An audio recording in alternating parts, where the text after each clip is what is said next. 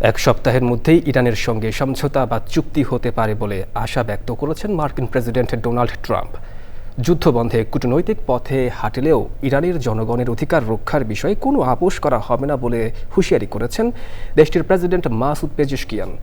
ইরানে নতুন করে হামলা শুরু করতে যুক্তরাষ্ট্রকে বার্তা পাঠিয়েছেন ইসরায়েলের সামরিক ও নিরাপত্তা বিষয়ক নীতি নির্ধারকেরা।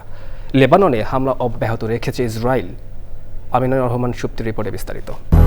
200-র বেশি সার্ভিস ও ফিচারে লেনদেনের সব বিকাশ অ্যাপে সম্ভব। ইরানের সঙ্গে এক সপ্তাহের মধ্যেই একটি সমঝোতা চুক্তি হতে পারে বলে ফক্স নিউজকে জানিয়েছেন মার্কিন প্রেসিডেন্ট ডোনাল্ড ট্রাম্প।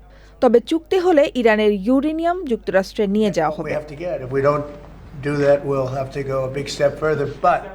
যুক্তরাষ্ট্র ও ইসরায়েলের সঙ্গে চলমান যুদ্ধ বন্ধে কূটনৈতিক পথে হাঁটতে প্রস্তুত থাকলেও ইরানের জনগণের অধিকার রক্ষার বিষয়ে কোনো আপোষ করা হবে না বলে হুঁশিয়ারি দিয়েছেন দেশটির প্রেসিডেন্ট মাসুদ পেজেশকিয়ান।